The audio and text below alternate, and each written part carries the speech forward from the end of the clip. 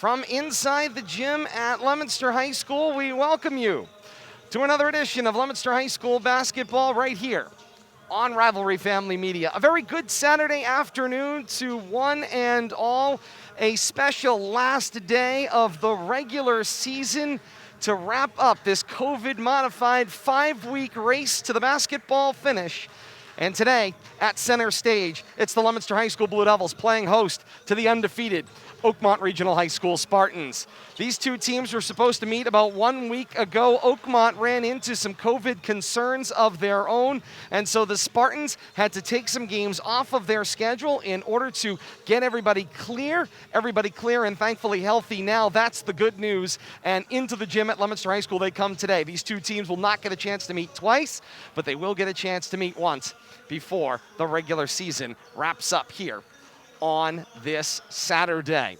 Great to have you along with us, and we welcome you to our courtside broadcast position alongside Kate Robbins, Todd Robbins for Rivalry Family Media, and great to have you joining us here on Facebook Live, facebook.com/Media Rivalry. Call your friends and family, share the link out there. That's the way to find the premiere of this one, the only home for this basketball game today, and it's great to have you along with us. Third member of the broadcast team, Bill Thomas, on assignment through the rest of the winter. We look forward to getting Billy back with us in the coming weeks as well. But Kate, in the meantime, for us, it's Oakmont and Leominster today. This was the Battle of Titans everybody's been waiting for. It's the game that everyone has been hoping to be able to see. They're going to get a chance to see it on the floor.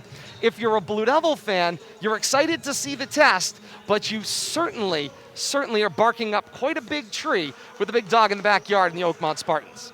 I mean, if you've been following Pod 6 boys basketball throughout this entirety of the winter season here in this COVID-modified pod system, Oakmont has been the perennial favorite from a very, very early point in the season.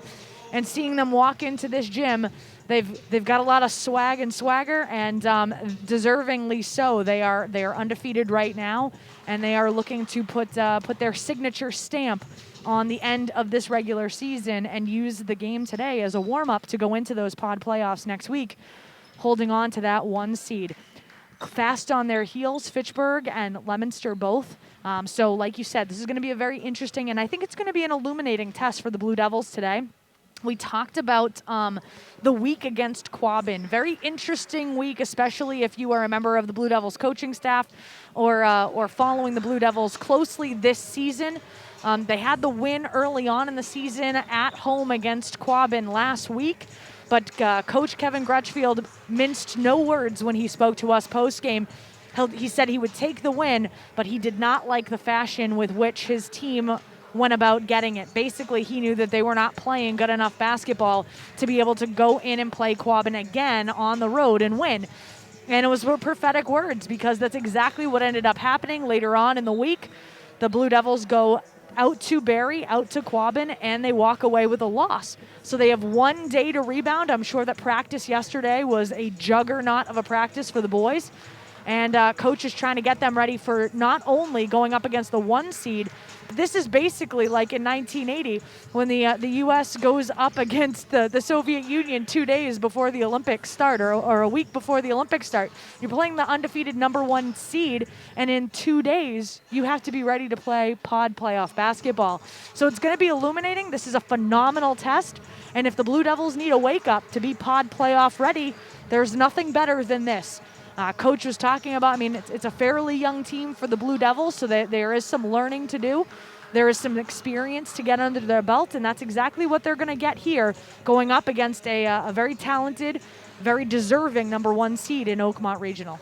Kate invokes the miracle on ice, and we happen to be in the month of February and heading down toward another anniversary of that incredible athletic achievement. For Leominster, they certainly would love to hearken some of that energy coming into the game today. As we mentioned, Oakmont undefeated, 7-0 in the Pod 6 regular season. They've beat everybody. That's Fitchburg, Narragansett, Quabbin, Gardner, sweep. That's where they are coming into this game today. Meanwhile, for Leominster, start the year 4-0, as has been well chronicled. 2 straight losses back-to-back to the arch rival in the Fitchburg Red Raiders in the middle, week 3 of this season, and then pick up the first win against Quabbin after a week layoff by a 40-32 score, and then Thursday, just a couple of days ago, a 56-44, may as well be an egg, as it just was not the kind of game the Blue Devils were looking for. The big headline for Leominster you're going to look at is another modified version of their starting lineup. This one due, unfortunately, to the potential for injury. Justin Dada will be a scratch today from Leominster. He is wearing his warm-ups out there on the floor. Justin Dada will not be in action here today as the Blue Devils. Dr. Steve Duzinski walking by, giving us a laugh. Giving us a hard time. Yes, indeed. Not that the situation with Dada is humorous. Matter of fact, quite on the other, as Leominster loses one of their top scorers in floor generals as well. So unfortunately for the Blue Devils, Dada's in his warm-ups, and that means for Leominster, they will look for leadership in other places. Brian Perez will continue on the floor as the senior leader. Obviously, we've seen Isaac Tyson out there. Terrence McCormick, the freshman, returns to the starting lineup. Nico Delikiai, one of the upperclassmen, will take Dada's spot on the low block. And then, Kate, you got to look at the junior. In Warren Asias, he has been the breakout star for the Blue Devils this year, particularly on the defensive end. If they can convert a lot of his turnover opportunities, pressuring the basketball on the defensive end, you'll be impressed at the number of points Leominster can turn around and add to their offensive side of the board, but they've got to convert, and that's been the failure over their losses over the last so many weeks. Well, first and foremost, I told Warren Asias that I like his kicks best out of anybody's out there. He's got the lilac or the lavender kicks out there. I'm jealous. They're not my size, so I can't steal them. But yes, for those of you that have been chronicling the season with us throughout the entire year, although Leominster has had a number of games where they've been prolific on offense, scoring 90+, it has been their defensive prowess that has, number one, kept them in games, and number two, served as their hallmark for the entire season. And Asias has been absolutely precious in that effort, especially in the paint. He does a very nice job just kind of disturbing things on defense. Leominster, that has been their hallmark all year long. Their ability to contain opponents makes games scoring low for their points against. And so they're going to be leaning on that hard tonight, or this afternoon, pardon me. And they have their test. They have a test.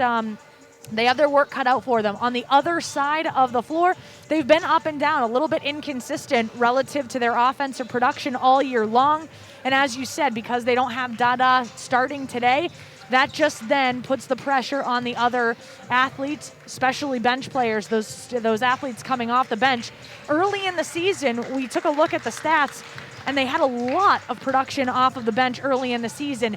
If you're going to be victorious against a team like Oakmont, Coach Gretschfield is going to have to bring in those bench players, and they're going to have to contribute in meaningful, very meaningful ways if Leominster is going to want to be able to keep up with the scoring prowess of Oakmont. But again, we're looking for not only that hallmark defense out of Leominster, but we're looking for scoring coming all the way up and down their bench, up and down their starting lineup. It's going to take an entire team effort in order to get this one done and be playing the best basketball they can be going into the Pod 6 playoff. One of the benefits of playing a team like Oakmont here in the last couple of days, or the last day, really, of the regular season for Leominster, is that the playoffs are already decided. We'll have the bracket for you, and the real key is it will help you keep focused going one game at a time. The arch rival Red Raiders await the Blue Devils next week in the opening round of the Pod 6 playoffs. Nothing better to keep you focused than playing the undefeated top seed on the last day of the regular season. It's Leominster and Oakmont coming up. We'll meet the starters out on the floor in a matter of moments as we get you set for afternoon basketball here on this Saturday on Rivalry Family Media.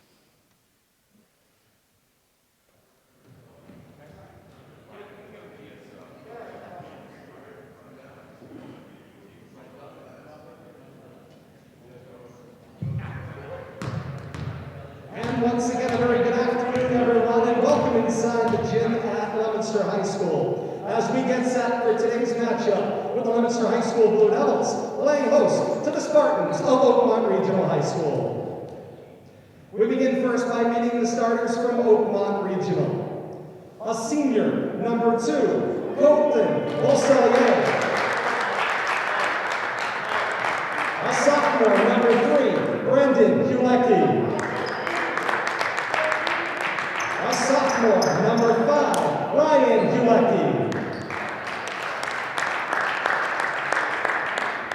A junior, number 11, Jalen Kirkland. A junior, number 4, Quentin Pridgeon.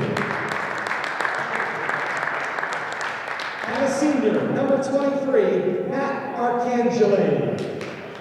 The Spartans are coached by Danny Ortiz, assisted by Josh Pantojas and Brian Billings. Time now to meet the starting lineup for your Leominster High School Blue Devils.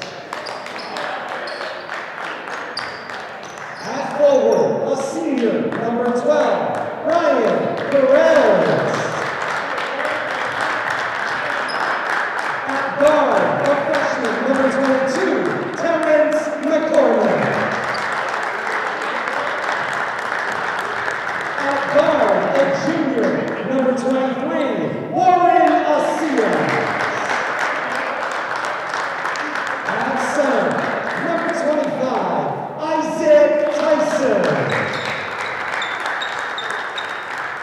And at guard, number 44, Nico Delakia. The Blue Devils are coached by Kevin Rushford, assisted by Justin Dada and John Cordio. Ladies and gentlemen, will you join me now and please rise for the playing of our national anthem.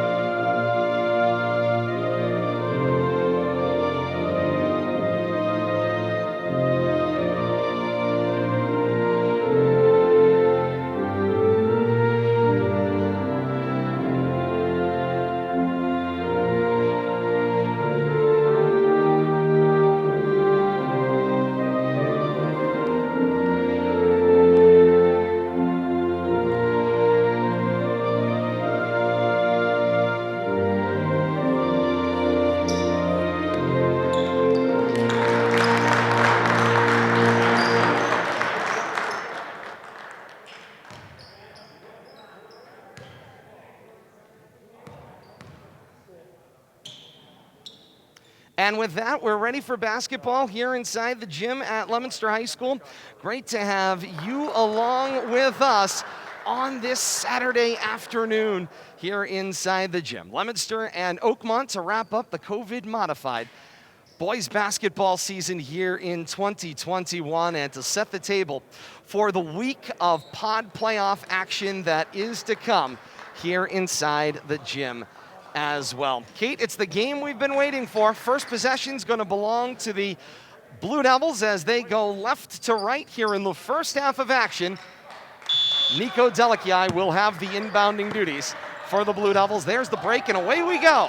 Leominster and Oakmont here inside the gym. I've been running around. Sorry about that. No worries. We're back. Ball immediately stolen down the floor. Lay-in was no good on the inside. That was Kirkland who made the pick and wasn't able to finish. Perez, meanwhile, back down floor, moves a little too fast, and they say he walked with it.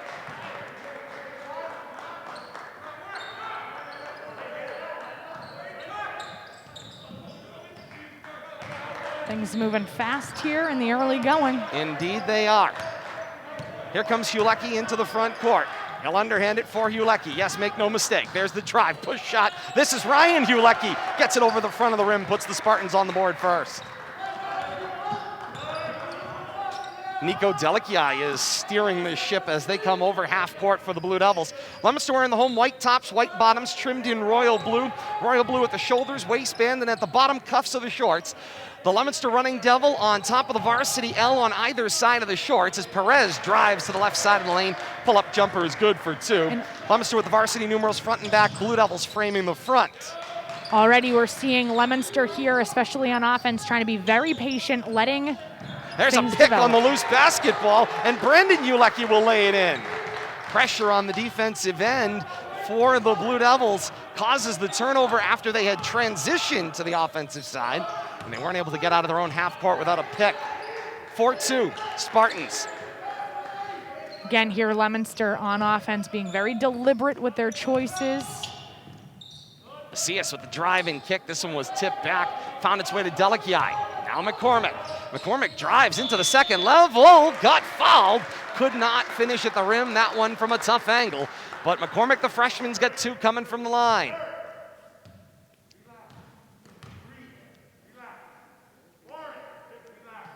And McCormick at the line.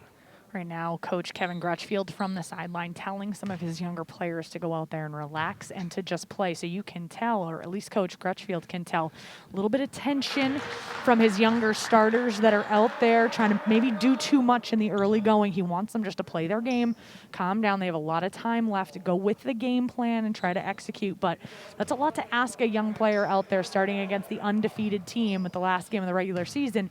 And you want to play better than you did last week, because last week was not pretty. And McCormick goes 2 for 2 at the line, brings us to 4 all. 6:20 to play here in the first quarter. You can just see how calm, cool, and collected Oakmont is out there. Lecky goes one-on-one on Macias, doesn't work. The rebound for Arcangeli, second time's the charm, put back good. 6-4, the Spartan lead. 2 minutes gone by here in the first quarter. 3 bites at the apple the Spartans get on that offensive possession. Very difficult if they're able to get that many offensive rebounds to stop them that many times in an offensive possession. Ball down low is too close on Tyson. Pick going the other way in the hands of Pridgeon, and Pridgeon draws the block call as he goes to the line. They say it was before the shot. And so it will be a foul line extended inbound here. Remember, on the offensive end, one of the COVID modifications. And now a horn. Leominster's going to send a last-minute sub in. Spartans will have possession. They're wearing the Michigan State-esque green road tops and bottoms, trimmed in white and gray. Spartan on either side of the shorts, and a unique Oakmont, almost Red Sox-esque font on either side. It's a stylized Oakmont on the front of the jersey and numerals. Foul called on the shot there. Absolutely, against Arcangeli. He's got 2 coming up.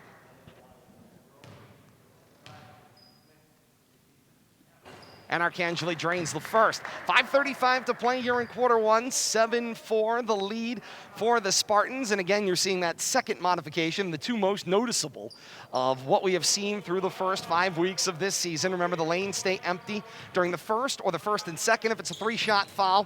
Only time you'll see players line up in the lane is a chance for a rebounding opportunity.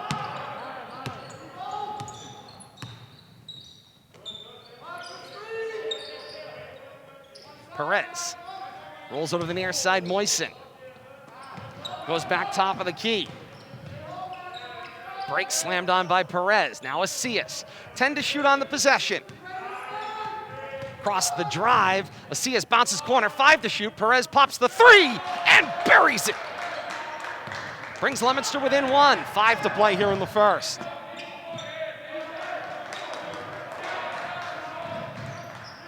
Brandon Ulecki has it swatted down there by Macias, gets it back, not able to finish on the lay-in, tipped out of bounds. Leominster wins the battle for the basketball. That's exactly what you were talking about pregame, Todd. Macias in there playing spoiler for a lot of teams on defense. He has been remarkable all season long, and as you said, he's been a bright spot here on this boys varsity team for Leominster. Perez on the screen and roll, gets found by Delikiai, finishes the lay-in. Leominster on top, 9-8.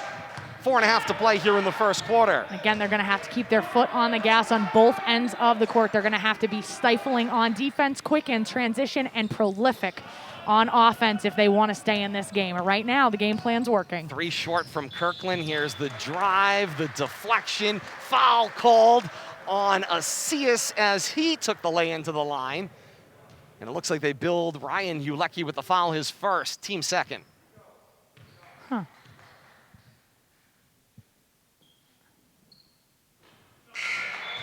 And the first one will go for Macias.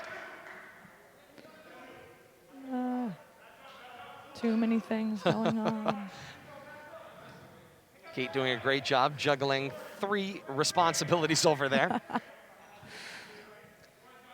Macias is matching up while in possession of the ball. He'll refocus on the free throw and around and out. Moisen on the battle for the rebound, kept it alive. Perez, touch, kept it in play. Wow. Leominster gets another opportunity. This is a drive. Delakiai, the driving kick, puts it in the hands of Moisen. Turnaround, fade, does not go, and the rebound down for Ryan Ulecki. Court awareness there for Leominster, though very impressive on that possession. Kirkland the take, kick out. Beausoleil, shot for 3, rims out, and the rebound down for Perez. And if 3:50 to play here in the first quarter. Leominster up 2. Macias goes entry far away from the rim to Perez. Now Moisen. Moisen, the right-hand drive into 3. That's not going to work. Missed the lay-in. Down floor. It's Ulecki in transition. Fires up a shot. It does not go. Delakiai down with the rebound and tries the transition. Leominster's got a 2-on-1. Macias with a double clutch. Lay-in goes. Leominster +4. 3:20 to play here in the first.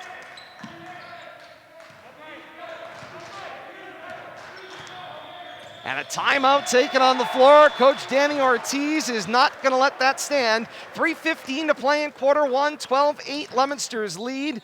And the Spartans will spend the timeout to stem the tide. Gives us the opportunity, Kate, we had mentioned it off the top and didn't get to it at the very beginning of the broadcast. Those brackets for boys and girls here in Pod 6 are already decided, despite what you are seeing here today. And so we will unveil those now for those that did not see them yesterday. Girls bracket on the top of what you're seeing on your screen. Boys on the bottom. We'll start there, as that is the game in front of us. Oakmont, with their 7-0 record coming into today, the outright top seed, they'll get the 4 seed in this pod. That it will be Quabbin at home. That game on Wednesday, February the 17th. Meanwhile, for Leominster, they finish in the 3rd position and no possibility of flipping spots with Fitchburg, even with a win today. So Leominster locked into the 3 spot. Fitchburg will be the 2nd seed. Leominster will travel to the Doug Grudgefield Fieldhouse, scheduled for Wednesday the 17th. That game, part of a doubleheader at 6 p.m., and it'll be right here on Rivalry Family Media. We'll get to that girls bracket, talk you through it in a matter of moments as we come out of the timeout here.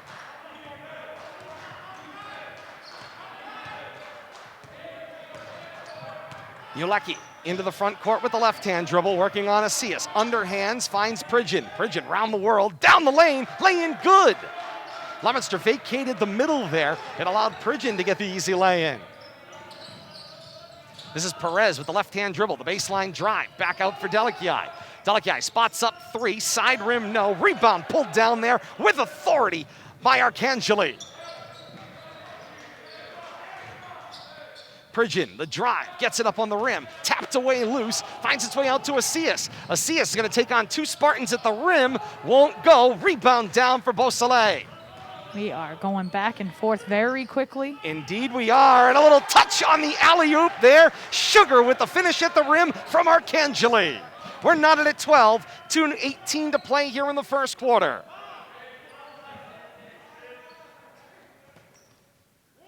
Perez and Moisen play catch at the top of the key. Delakiai flashes in the paint, thought about the underhand, went away from it. Perez resetting things on the outside. Again, Leominster can tend to be very patient, letting things develop. Drive, kick, Delakiai, then Perez. You got to look at it. Head fake, now the drive with a little push shot. Front rim won't go. Rebound, Sugar. Under 2 to play here in the first quarter, all knotted at 12. The drive down the lane for Pridgeon. Score that hoop, plus a foul. 1:45 to play here in the first. Spartans reclaim the lead with a chance for a 3-point play for Quentin Pridgeon.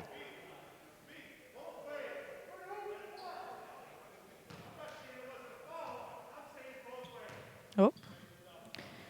Coach Grutchfield letting the officials know. Not able to finish the 3-point play, and Coach Grudgefield just making the notes here inside the gym. Said it he had absolutely was a foul, no problem with the foul call on this end, was not happy that it wasn't on the other, and then there was no foul call, and I believe Delakiai, who got buried in front of the scorer's table, gets whistled for a foul by Bill Goslin. Indeed. He got the worst of it. And Coach Kevin Grudgefield is incensed over on the bench. 1:35 to play here in the first, a 14-12 lead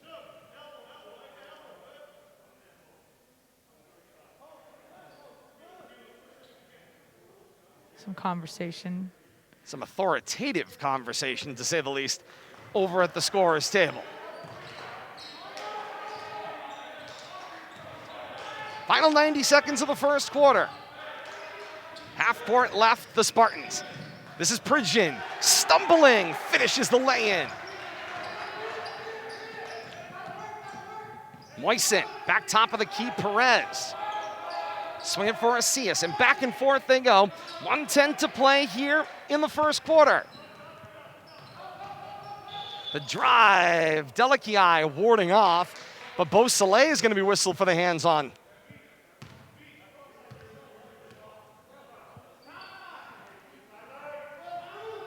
And Kevin Viola will check back into the action. He will spell McCormick.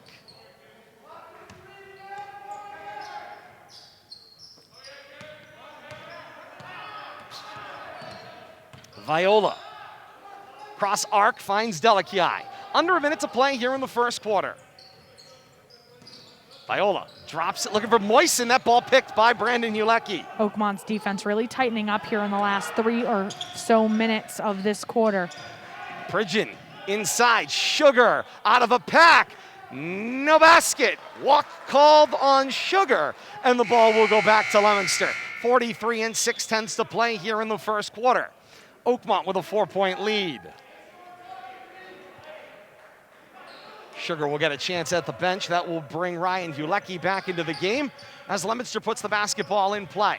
Both teams changing out personnel quite readily. The pace has been pretty quick. Viola somehow made it through a double team, set up a Delici 3 that didn't go. Bodies to the floor, loose ball for Pridgeon.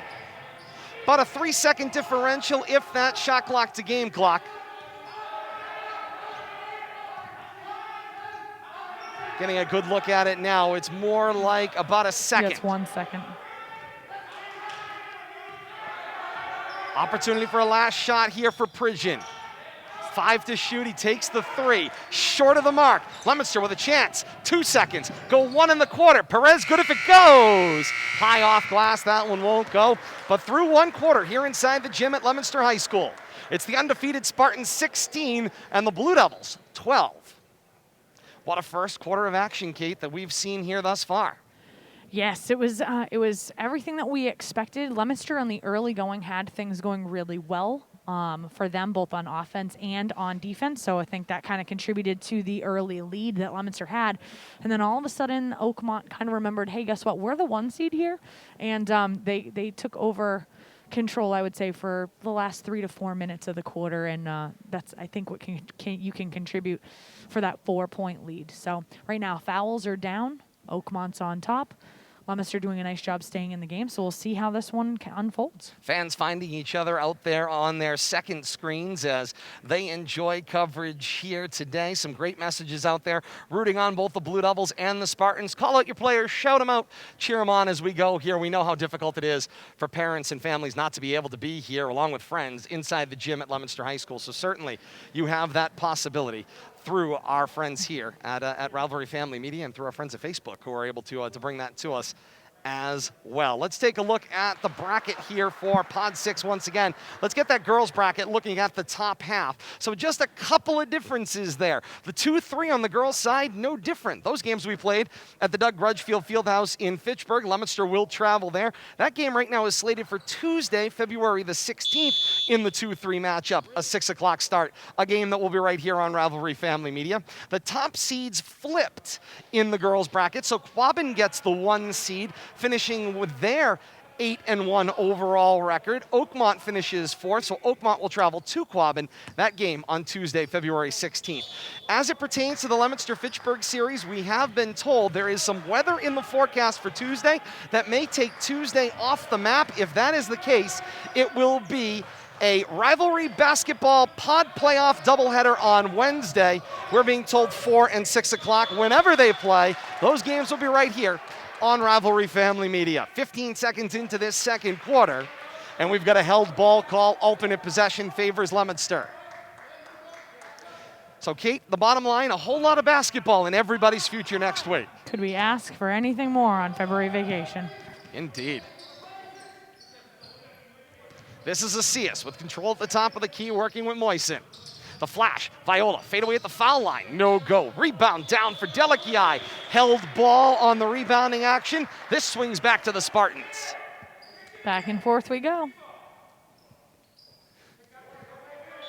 Pridgeon's going to do the inbounding duties. He'll do it with the one hand, but he was locked to a spot.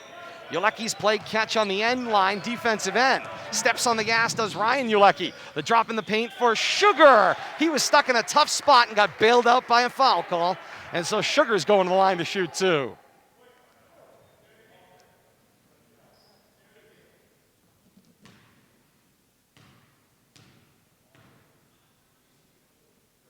Sugar's first will go. Spartan lead is 5, largest of the afternoon.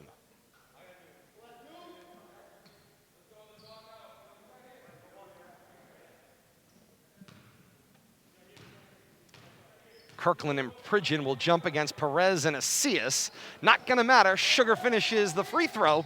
6-point lead for the Spartans.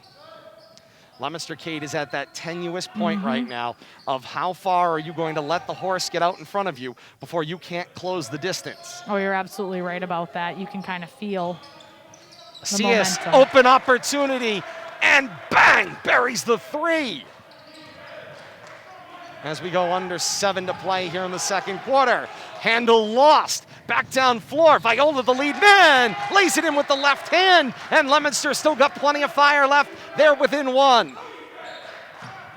That was a big 10 to 15 seconds for Leominster, both on defense and transition, and Pridgeon, again on offense. Spin in the lane around Delikiai, got it in the right hand and got it to the window. Reestablishes a 3-point lead. Spin down the lane, foul, the basket is waved off. The foul was called on the floor before the shot. And so Leominster will maintain possession at foul line extended.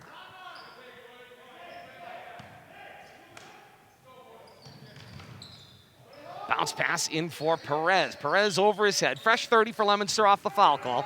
Got a chance to set up a possession. Asias lost the handle. Back down floor, this is Ulecki, got it on glass, Kirkland follow, that one won't go. Check it was Pridgeon. Kirkland had the third opportunity. He was tied up, they say, and the held ball goes on the arrow to Leominster. Things are starting to become a little chaotic. End-to-end action we're seeing here.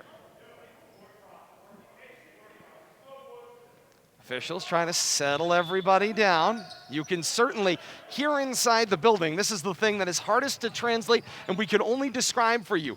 The tension is palpable. Yep. There's been very few games throughout this year where you felt this kind of energy. Leominster and Fitchburg certainly was one of those cases. You're feeling it today with Leominster and Oakmont as well. I'm feeling it a little bit more coming out of the Leominster side of the pack than Oakmont. Delikiai with the jumper, won't go, but Viola runs through with the rebound. Little guy on the floor comes out with it, shorts the shot on the putback, now tied up with Ulecki, held ball right back, goes to the Spartans. Whole lot of held balls tonight. Indeed. Tonight. It's in the middle of the day. Not often, Kate, we're working when the sun's up.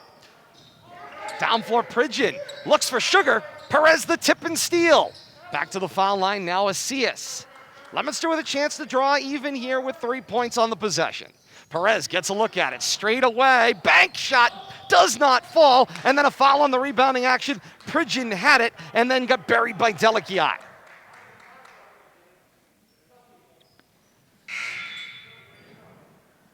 Into the game comes Arcangeli once again. He will spell Kirkland. Leominster with the token pressure. Gonna at least make Ulecki work for it as he brings it with the left hand over half court. Right to left continue the Spartans here in quarter 2. Crossover, created an opportunity for the left hand shot. Did not go on the long 2 for Ulecki, and the rebound down for Perez. Perez balances the floor, Viola with the left hand. Now for Halstead. Halstead, the drive left side, was being held up, no call. Able to keep the momentum going. 8 to shoot on the possession. Leominster awfully far away with 5 to shoot. Viola, little jump stop opportunity for 3, well left of the mark, and the rebound down for Ulecki. Ulecki Finds Ulecki and then gave up the dribble in the lane. Right back though, the drive being bothered from behind. No foul call there either. Letting them play. It's Big East basketball on a Saturday here inside the gym. The drive, count that basket for Perez, plus a foul. 4:28 to play in the second quarter. Leominster within one, chance to go ahead.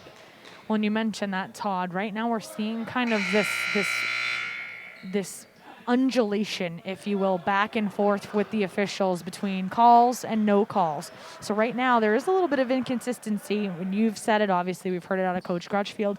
We've seen both sides, both Oakmont and Leominster, getting away with some fouls, and then we see some, everyone once in a while that's a little bit ticky-tack. And right now, if you remain inconsistent on the calls, then what ends up happening is that the student athletes don't know what they're allowed to do, and things get chippy out there, and frustration tends to boil over. And a three from straight away for Pridgeon. Called glass and count that one good. 4:15 to play in the second, 23-19. Spartans come right back and smack down the Blue Devil charge. Meanwhile, Ryan comes flying to the middle of the floor. He'll hook Perez right out at the half circle. Foul called, and it'll be a Leominster inbound right here in front of us. So now that's going to be 6 all on fouls, so whomever goes next is going to be in the bonus. We'll be shooting from here on out. Indeed. 6 upside, 23-19 Oakmont. 4:05 to play in the second. The arrow right now favors the Blue Devils on the reset. Double clutch this time doesn't go for Asias. Gets another opportunity, and persistence pays off. Leominster within 2. There's that defense that Leominster's been known for. Tried the cross-court pass. Halstead with the pick. Delakiai. Kind of made that up as he went. Shot wouldn't go. Got tapped along by Halstead for Perez. He's on fire. 3 points good. Leominster back up 1. 3.5 to play in the second quarter. Leominster doing a nice job on defense again.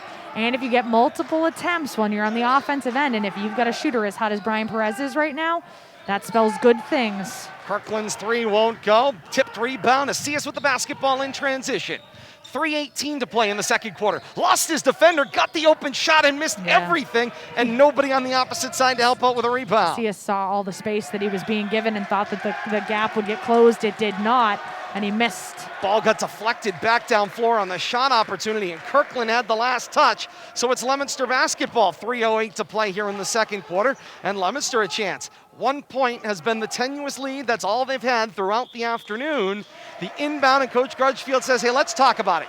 Spend the timeout. 3:07 to play here in the second quarter. Leominster with a 24-23 lead. I know that it's early on here, Todd. I mean, we're almost at the half. Leominster, in my estimation, as a not so casual observer, should be feeling much better than they did against Quabbin. The 2 games against Quabbin, we did not see, number 1, this type of offensive production. Number 2, their prowess on the offensive boards, and they were always relying on their defense. Right now, they're firing on all cylinders. They're going up against the number 1 seed, and not only right now are they keeping it close, they're up by 1. Of course, we have a lot of basketball left to play, but this is the type of basketball that Coach Kevin Crutchfield knows that Leominster is capable of playing.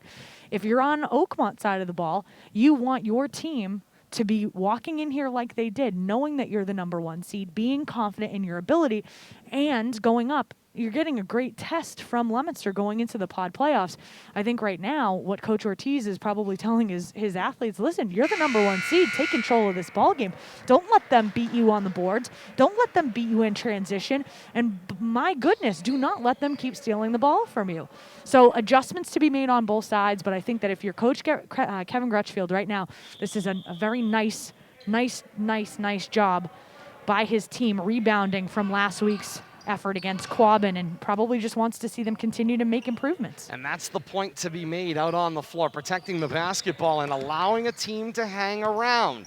But this is also the team defensively that we knew Leominster has been capable of being. They have been at flashes throughout the year, but they haven't been able to turn that defense into offense. We're seeing it early on. Halstead the drive, lay in, no good. Kirkland juggled. Halstead still bothering him. Kirkland able to bring it in the front court. Tipped away. Halstead with the handoff.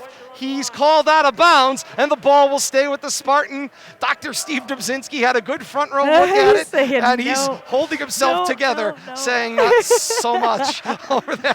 That's good self-control. That's good self-control. See, when you get the doctor title, you got to look at the self-control over there on the sideline. I love it. Officials will confer. Now they go to the official table. If they're in search of the monitor, you'll get that any other location in basketball, pro as well as college. You're not going to find it here. There is no help to be had. 2:35 to play here in the second quarter. There's a conversation at the table. Both coaches listening in. There's a substitution coming into the game. Coach Dan Ortiz having a conversation with the officials. I think they were checking the shot clock status or wanting to make sure that was in the correct spot. Right now we're at 26 seconds on the shot clock. And that's what it shows. And so it continues.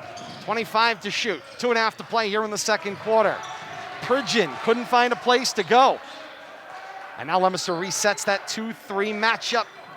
Ooh, here's the drive. Pridgeon. Indeed, Pridgeon was able to let it go. He makes that look way too easy. Spartans back on top, 2:15 to play in the second quarter. Perez over his head. Sees the flash down the lane, has to come to Asias as we wind down toward the 2-minute mark of the second quarter. Possession for possession go the teams. Delakiai. Now for Perez. 7 to shoot. In the corner, here's the drive. McCormick, kick back, tip, giveaway, and that one's gonna go back to the Spartans. Here comes Pridgeon.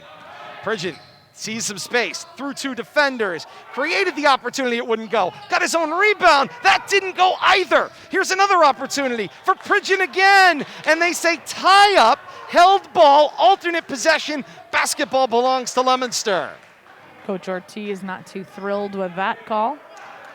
1:35 to play here in the second quarter, and Leominster a chance on the possession to reclaim the lead. Leominster being very deliberate on offense, very deliberate. Trying to extend that defense of Oakmont with the cross-course passing, trying to find a chink in the defensive armor. This is Perez. Trying Top to look of the for key that for open Halstead. Look. Down to 4 seconds 4 to on the shoot. shot. Delakiai's gonna have to throw one up. This is a long 2. Front rim, no. Battle for the rebound, and it's Spartan basketball. 1:04 to play in the second. 25-24, Oakmont and Kate. I like the patience on the possession, not just flinging up shots, improvising as you go, but there is that balance. At some point, you've got to create the shot opportunity, and you got to believe in it. And in the last 2 offensive possessions, the only thing that Leominster has taken out of it is 60 seconds off of the clock. Speaking of 60, we're under it. 50 seconds to play here in the second quarter.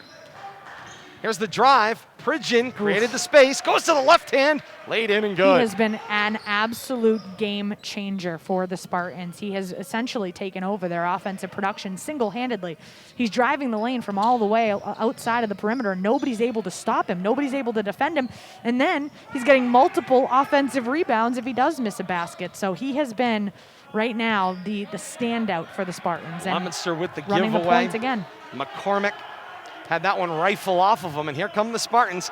Chance for a last shot here. There's no rush, shot clock off, 12 to shoot. This is Ulecki. Drop it for Sugar.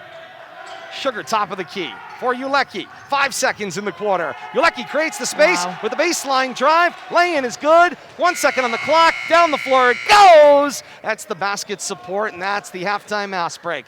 It's Spartans 29, Blue Devils 24. Oakmont on top of Leominster through 1/2 of play here inside the gym at Leominster High School. What an afternoon of basketball we've been treated to thus far. It has been a treat. It's been very telling to see what Oakmont has brought into the gym.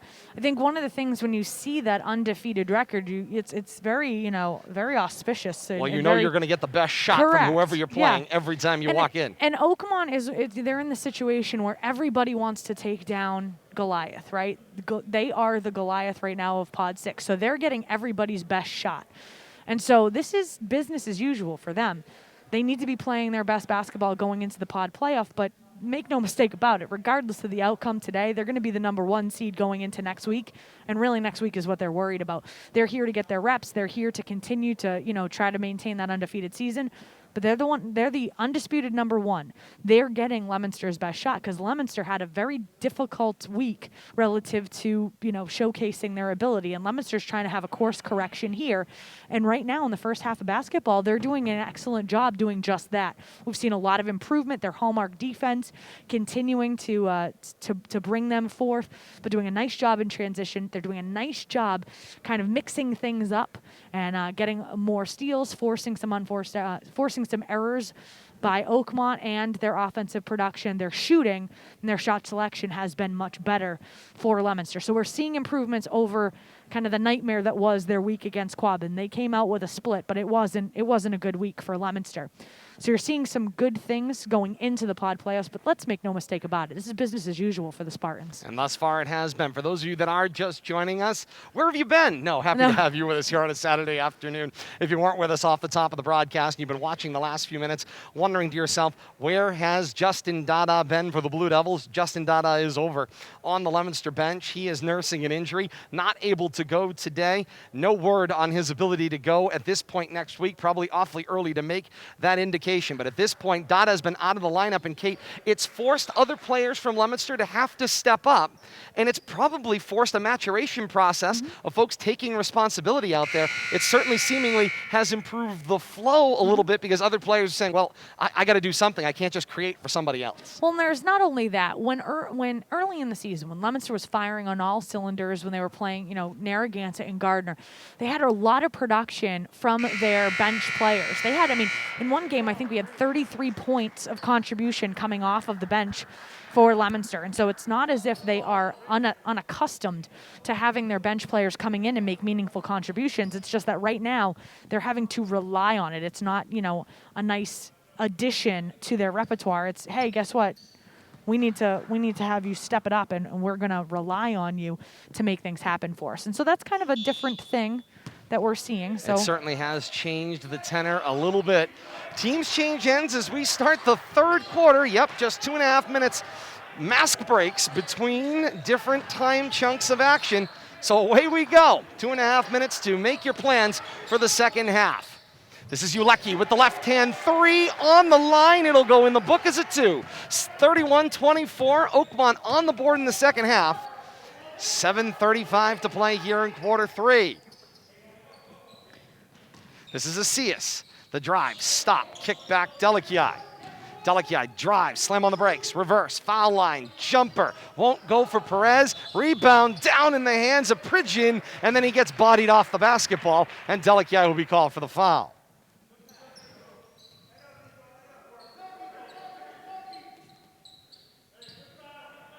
For Delikiai, that goes in the books as his third early on here in the third quarter, at least with one player for Leominster.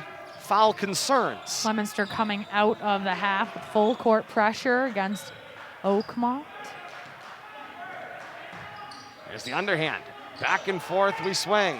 Pridgeon wants the ball under the basket. He streaked, was by himself and wanted it. He's been feeling it. Missed the 3, the rebound for Kirkland. Inside, down the lane, Arcangeli gets another opportunity. Laid in and good. 4-0 run to start the second half, and Coach Kevin Grutchfield says that's enough. Spend the timeout, 6:52 to play here in the third. 33-24, Oakmont with the lead. Oakmont coming out and starting the second half, essentially able to score at will. And if you're Leominster, that is not what you want to be seeing. You're known for your defense. If anything, you're expecting to be able to keep this thing a low-scoring affair and to come out in less than a minute and just essentially give up the basket to the opposition. Oakmont doesn't need any help scoring, and so right now they're able to score at will, which is a problem. We mentioned the upcoming broadcast and the pod playoffs next week as scheduled. Girls will play their matchup, the second-seeded Red Raiders against the third-seeded Blue Devils on Tuesday, February the 16th, 6 o'clock. The scheduled tip-off will be on the air 5:45 ahead of that one from the Doug Grudgefield Fieldhouse in Fitchburg. And then the next day, we'll do it all over again, deja vu, but with the boys. Second-seeded Red Raiders, third-seeded Blue Devils. Wednesday, February the 17th, scheduled for a 6 o'clock start. Now, for those those of you, my weather watchers out there among us. Yes, Tuesday they are talking about quite the mess. And yes, the athletic directors of Pod 6 have already made a plan. Yes, that doubleheader would be put together for Wednesday if Tuesday is wiped off the board. It would be a boys-girls rivalry playoff doubleheader. What better can you ask for in the middle of next week? And we'll have it all for you right here on Rivalry Family Media. Here's the drive down the lane, the kick. Delakiai for Asias. Couldn't get over to the front of the rim. Delakiai's putback doesn't go. And the rebound down this time for Kirkland. Basket very unkind on that offensive possession for Leominster. Kirkland drives, skid kick, found Ulecki, 3 no. Good follow though, inside battle, and McCormick somehow found the space and the ball. The drive down the lane, Perez with that Euro step, missed the shot. It got tipped back out to the top. Oh, I don't like McCormick's that. jumper popped with nobody there, and the rebound this time for Kirkland. Down floor, Ulecki, open to the rim, lay in good, 35-24. 5:55 to play here in the third. Perez for McCormick.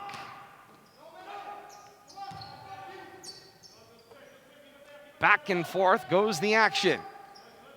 Inside, drive, tie up, Delakiai, foul on the floor. It'll be the first called on the Spartans here in the second half. It'll be a Leominster possession at foul line extended left.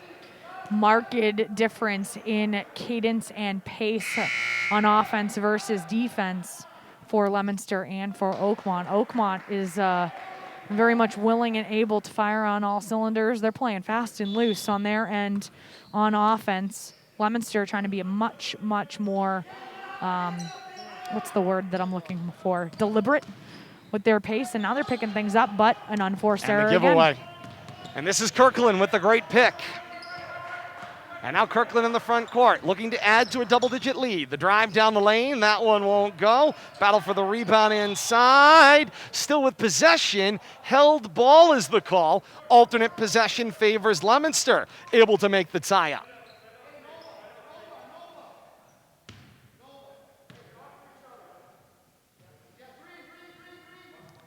Although the arrow may favor Leominster, it's Oakmont basketball. Oh, well, you know. You got a 50-50 shot if you're working it.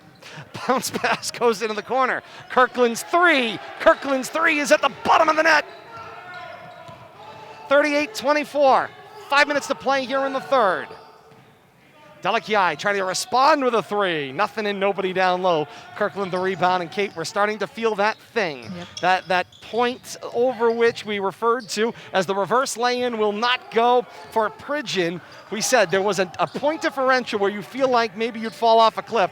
McCormick walked with it from half court. Yeah, that ball's going back to Oakmont. My gosh. There wasn't a dribble past the midcourt sometimes the train gets going and you can't get it to stop. You can't stop that thing, no. And that happens. It's called, sometimes physics gets in the way. Momentum, 4:39 to play here in the third, 38-24, and Kate, that's around that number, that double-digit advantage, and Leominster not able to immediately respond when it got there. Feels like a tough spot. There's a lot of basketball left in front of them, but they're going to need to change fortunes. And of course, as the drive down the lane is good for Kirkland, there was that other key in the first half. Oakmont was missing a lot of baskets. They're hitting them now. Yeah, now they're hitting them. This is Asias. The drive in the lane got to the right hand, and that one will go. 40-26. Long distance. Too long. Ball back to Leominster. The go route there. Indeed. Trash can and go. That's right. 4:10 to play here in the third. Nevard checking in. Yeah, seeing some of his first action today. That sends Moisen for a spell.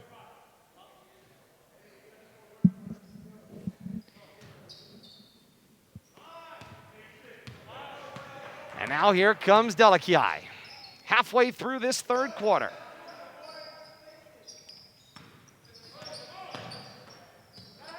It's Perez over his head.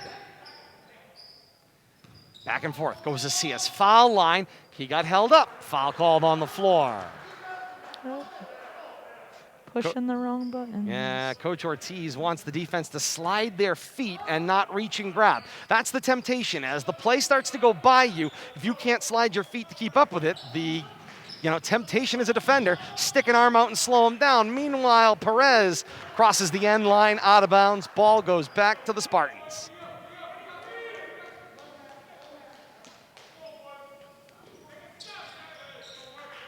Beausoleil. Leominster again with full court pressure.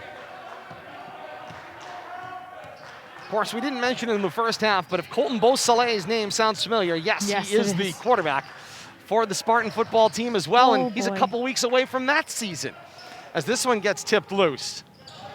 Going back the other way, this is Perez. Beausoleil wipes himself out. Perez launched the open three right into the hands of Brandon Ulecki, waiting with a fair catch on the left side. He should have about 3 days off in between seasons. Asias with the soft hands, tip, rejected by Kirkland. I don't think so.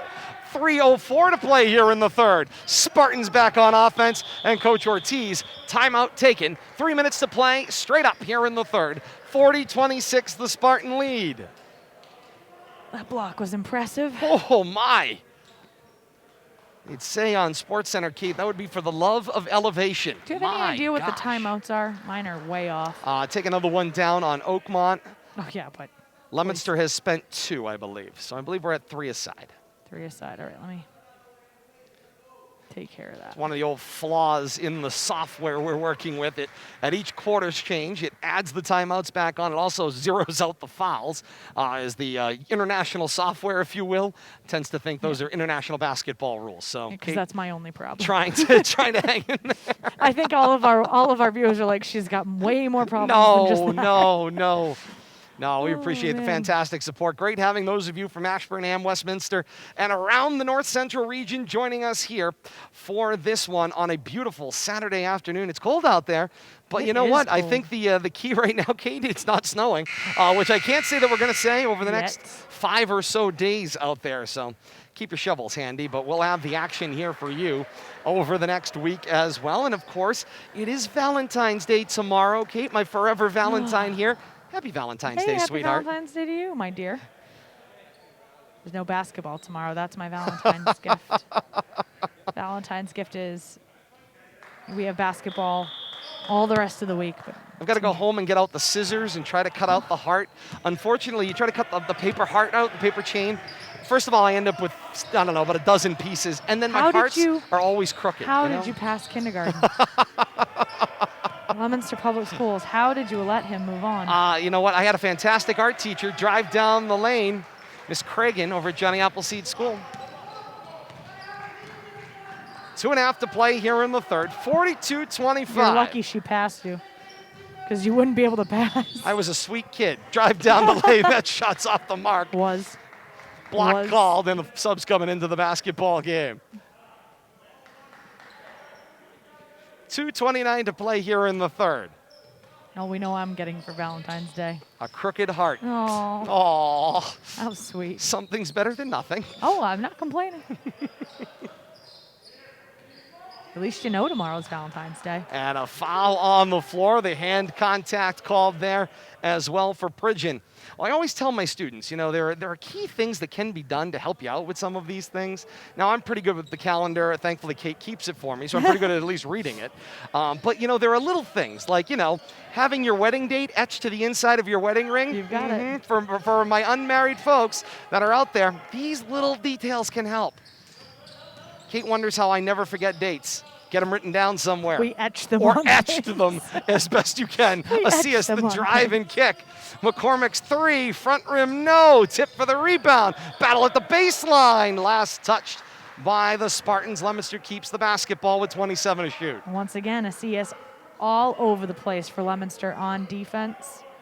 Halstead's been doing a nice job during the game as well for Leominster. They had their work cut out for them today. Delikiai got the bounce for the inbound. Turnaround 3, rattles out.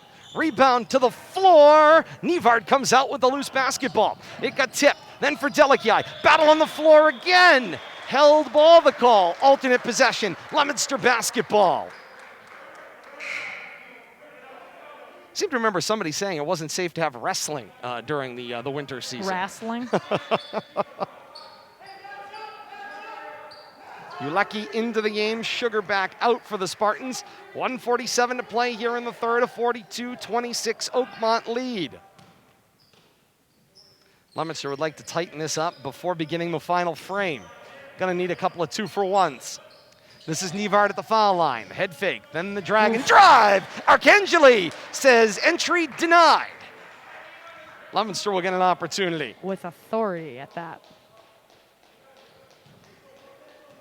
The clock is still running. They are trying to wind and reconnect the clock.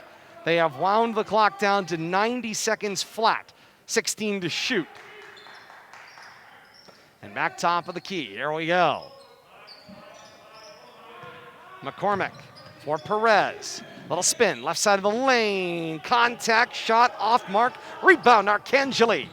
Leominster right now not getting anything to fall. There's a lid on that basket for them right now. And that was the thing that Leominster couldn't hit, these long time periods where they're not able to score. Kirkland drove the lane. He thought about bringing the hammer. He had it stripped, goes to the floor hard. Perez caught it in the eye, lost the basketball. The foul on the shot, Perez should have 2, and it appears everybody is up and back into the action. Perez, like I said, he might have caught a finger to the eye on the contact going to the lane. He's going to need a second. Blink, kiddo, yeah, I was blink. going to say, he seems to be blinking it clear. 1:04 to play here in the third. It's the worst. Take a second. He'll be okay. Just take a moment. And 2 shots coming up here for Perez.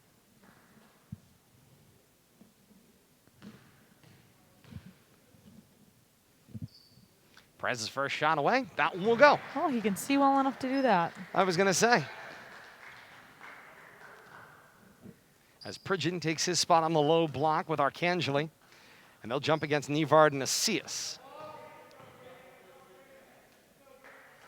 Perez shot away, 2 for 2 on the trip. 1:04 to play here in the third, 42-28. Leominster would like to come back into this basketball game in this final 60 seconds, or at least make it a manageable fourth quarter number. Let's make no mistake about it. This has been, a phenomenal effort in comparison to what we Alley saw. oop and count it. Oh my, you saw it coming, the handoff, and then Kirkland. He wanted to know today if we were live. We were right live. When he came in the and gym. There's a show for you. Oh my. He was, yeah, he asked. That's the first thing that he said as soon as he came in the gym. We live? Yes, we sir. are. And he got the inside handoff. Perez to the floor hard. The lay-in is good. The officials will take a timeout as Perez got steamrolled on the inside. 28 1/10 to play here in the third. 46-28 Spartan lead. Ryan Ulecki will get a spell into the game. Gabe Marchant for the first time today.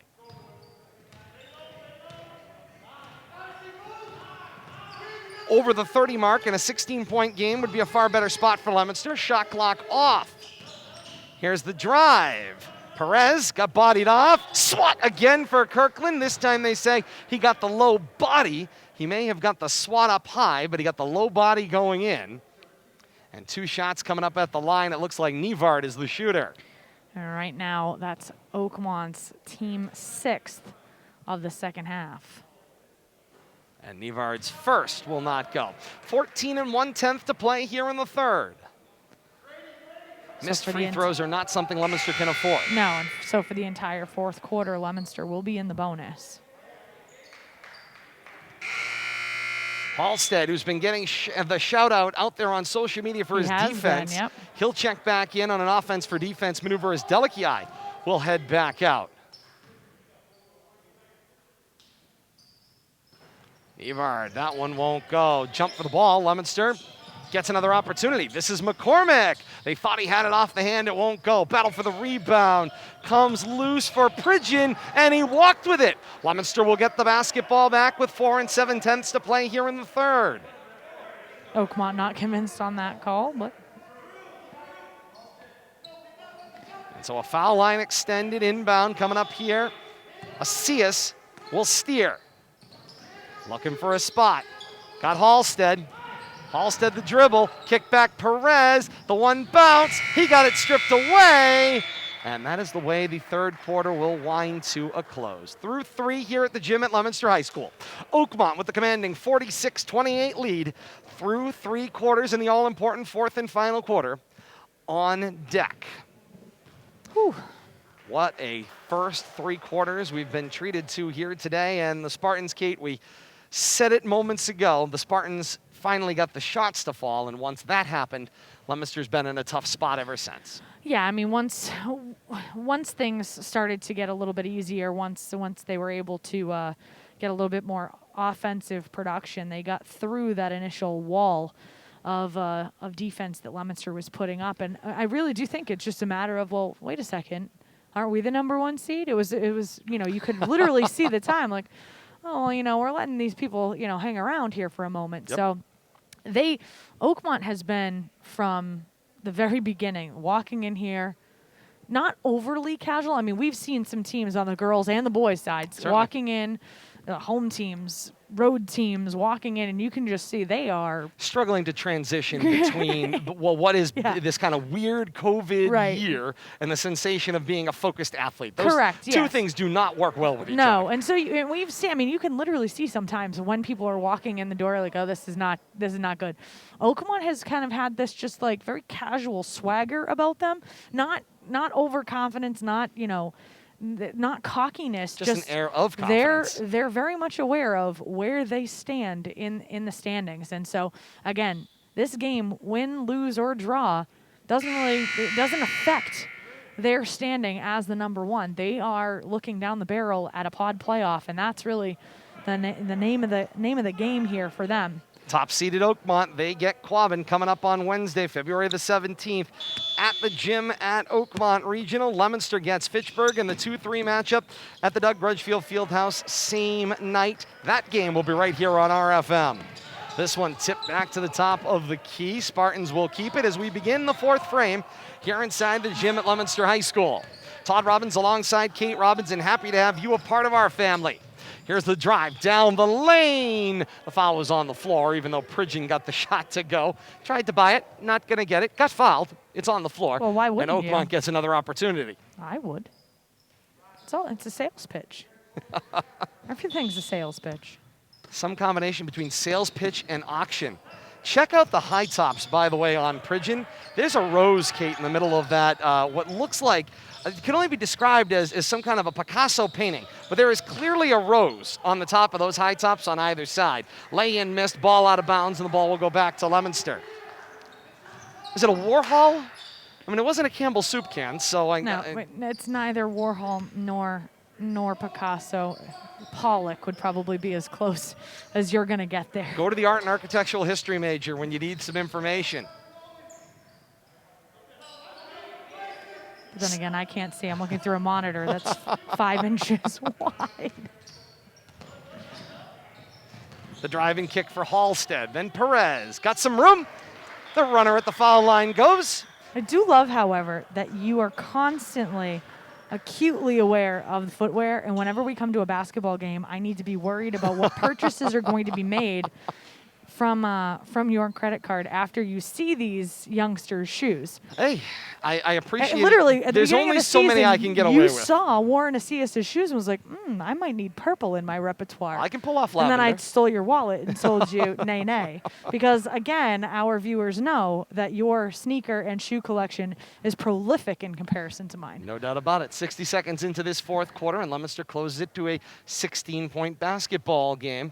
So I need everybody to stop wearing fancy footwear so that my husband doesn't go and buy it. No. We never downplay. We never downplay the excitement of the footwear game. Oh, I'm hearing some spirit coming out of the Leominster huddle, so I'm going to go over there. Coaches are certainly trying to motivate. And well, that's the interesting thing when it's fairly quiet in here. Not that I can hear what they're saying, but you can tell when they're demonstrative, and you can tell when they're trying to just calm people down, or the emotional tenor of the game. Very interesting, especially with Coach Grutchfield has a young team. A lot of growth opportunity throughout this season for everybody all around the region. And yes, indeed, there's been a whole lot of learning going on. Pridgeon on the give and go. Up the middle of the floor. Gunn. Beausoleil. 3 away. Front rim, no. Sugar the rebound from the right side. And the putback good. 18 points to lead once again. 6:45 to play here in the fourth. This is Acias. Got fouled on the floor. Probably got a benefit there, Kate, as Acias came up awfully high with that first commitment on the dribble. That'll put Leominster in the bonus.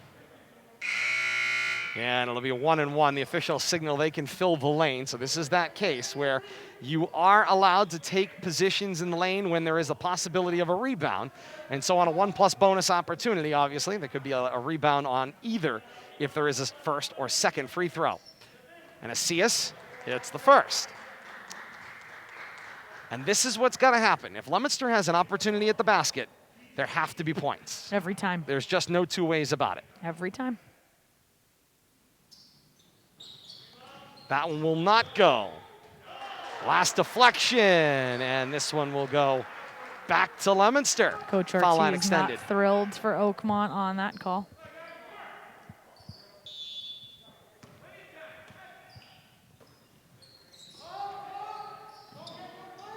Halstead lost the handle on it. And the giveaway. This comes back down floor. Pridgeon thought about it, dropped it off for Ulecki, who sees an open Kirkland for 3. Won't go, tipped, rebound into the hands of McCormick. Cross court, and Beausoleil says, excuse me, I'll take that. Down floor, Kirkland, Perez, no, I'll take that right back. And we go the other way. 6:10 to play here in the fourth. Got to be sure about those passes. Perez with the drag. Foul on the shot. It's a block. 2 shots coming up here for Leominster. 6 minutes to play here in the fourth.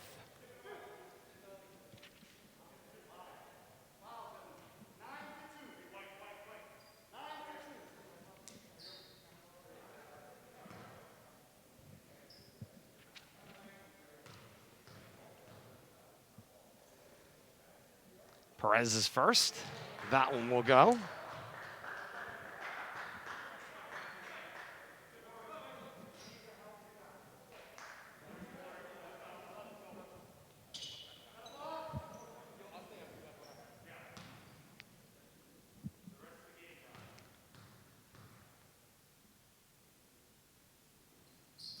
Second away, that one will go.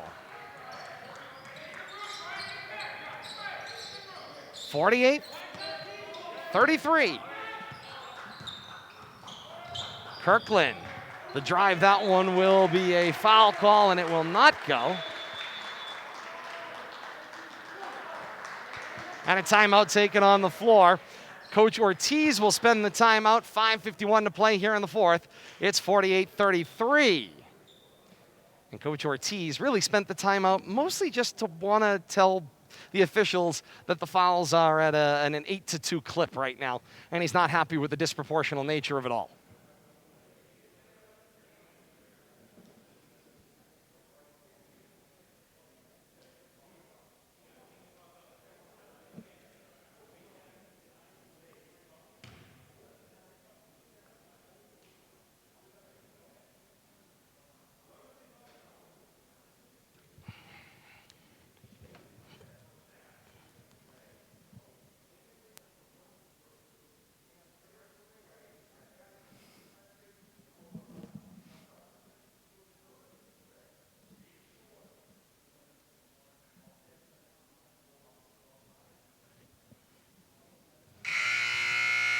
Bear with us, folks. We're experiencing a little technical difficulty with the camera. We're trying to get it sorted out for you.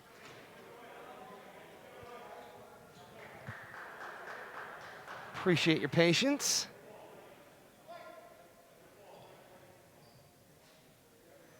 We were noticing things got a little dark on the camera lens, and I was like, what's going on? And of course, we just have to tell you about it. I'm up here balancing over Kate's head, trying to hold our breath so that we don't make something fall over. But we're all good now. Nice and bright in here once again. I'm like, it's daytime, and it looks like we're in a cave. All right, back to action we go out of the timeout. 5.5 to play here in the fourth. Into the corner, this is Perez. The drive down the lane, taken out of his hands by Kirkland. Leominster will keep the basketball, but there's only 8 seconds to shoot on the possession.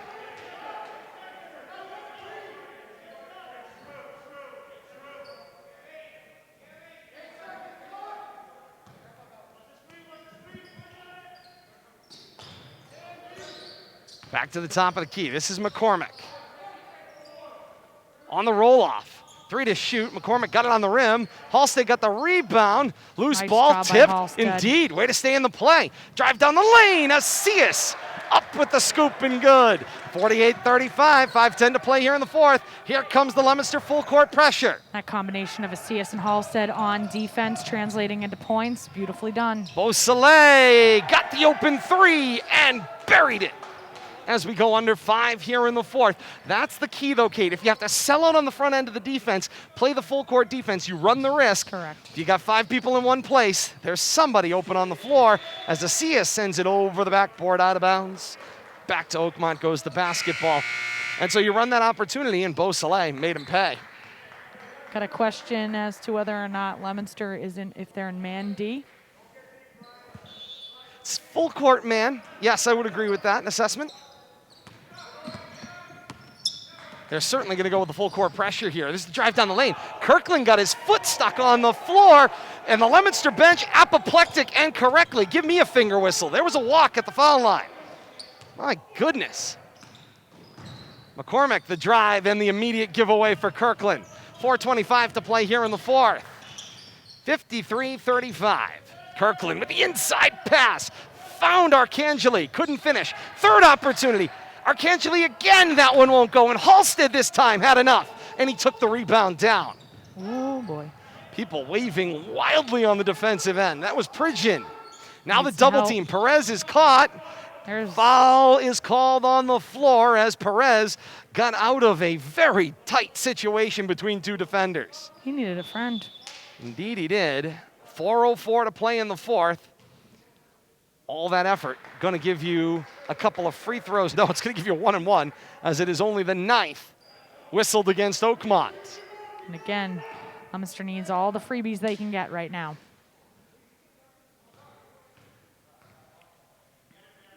You had said, Todd, and I had agreed with you, with every brilliant thing Leominster is able to do, Oakmont is able to answer in just as stellar fashion. And so that's why this lead continues to grow for the Spartans. They have an answer for every single thing Leominster throws at them. And 2 of 2 on the trip for Perez. Perez was directing traffic, and they lost the hand on Hulecki, who brings it over half court halfway through this fourth quarter. 53-37 Oakmont. Kirkland screens, the roll down the lane. Here's the drive. Count that basket, plus a foul. Great play by Brandon Hulecki going down the right side of the lane. Got his shot away while absorbing contact. And Kate, that's the thing you cannot have. If you're going to give the foul because you've got him to give, have to disturb it. cannot give it on the shot. Yep. And 3-point play the old-fashioned way for Hulecki.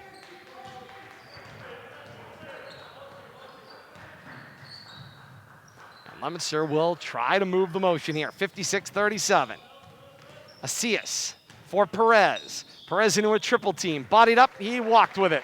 Ball back to Oakmont. And you're seeing frustration a little bit coming out of the Leominster bench, obviously, because of the missed walk call on the other side of the ball. And so things continue to. Long distance connection made. Hulecki tried to find his brother, couldn't do it. Tip. That's And a into throw. the 5th row, that one will come. Couldn't find my zoom out there. Sorry, everybody. Everybody's all right. 3:26 to play here in the fourth. Coming up post-game here on Rivalry Family Media, Leominster head coach Kevin Grudgefield will join us courtside, have a conversation about this one, and of course some thoughts in advance of next week. They've got their work cut out for them, do the Blue Devils. Indeed they do. Turn around in the lane, does not go for Hulecki. Down with the rebound, it was Arcangeli, but he lost the basketball. See us waiting for help. And Asias will now take it in between 3 Spartans. Kick back, Delikai steps into a 3. Rim out, high for the rebound, Arcangeli, and fouled on the rebounding action. 3:04 to play here in the fourth.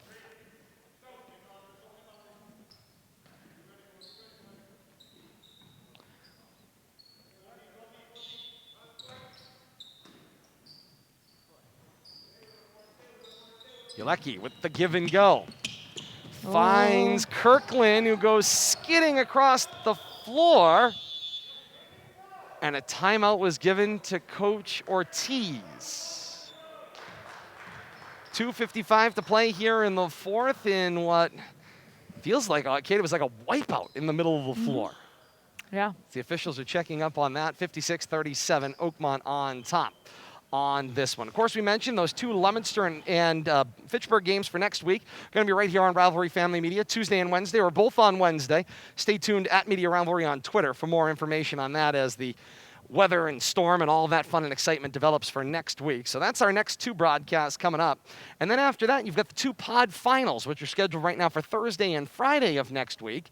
And we are doing our best to work things out among the schools and hopefully, Kate, to be able to carry both of those pod finals regardless of who is involved in the games. We're trying to make a little magic happen, make some connections between all of the great folks in community access and volunteers and school huddle accounts and everything else we can find, while also trying to make the whole bubble prospect workout to protect everybody and be COVID safe. We thank our friends over in Fitchburg. We've been able to work out kind of a two-for deal.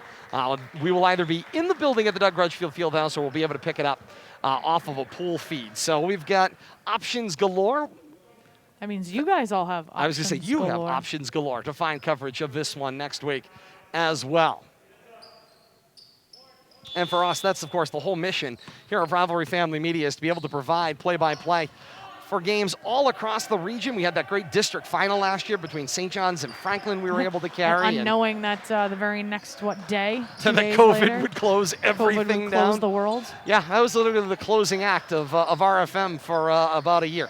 It felt like, anyway.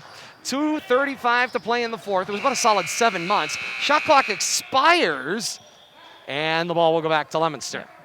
Yeah, it looked like the ball was still on Pridgeon's palm when the horn went off. So I know that we still have 2.5 minutes left, and I know you're clearly going to ask Coach his thoughts, but what do you think the Leominster coaching staff is going to think about this effort?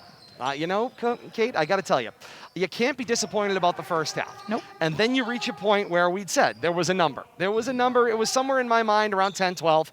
You couldn't let Oakmont pull ahead because once they crossed past that point, and Viola fouls on the rebounding action, the ball will go back to Leominster. You don't have the horses to run. And that's the whole thing. You hear it often when you see horse racing coverage. They'll talk about, do you have enough horse underneath you? Do you have enough horse to make it through that whole race? And there was a point. There was a point where the horse that is the Leominster Blue Devil boys basketball team was not going to be able to run with this Oakmont team end to end. And I think once the game crossed that 10-12 point mark, that's what we've seen. The better basketball team right now has proved it. Down the lane, the shot goes this time for Ulecki. And Kate, I got to say, what we have seen from Oakmont and the big kind of first half kind of secret, if you will, if you go back and review the tape, we've been talking about it, is that they weren't hitting shots. Mm-hmm. As soon as they started hitting shots consistently, that allowed that lead to go from what had been a 1, 2, 3, 4, 5 at most as Perez finishes the lay-in under 90 seconds here in the fourth. At some point, there was too much. Well, Leominster's shooting woes have continued as well. So that has been something that's been a bit of a carryover from their week against Quabbin.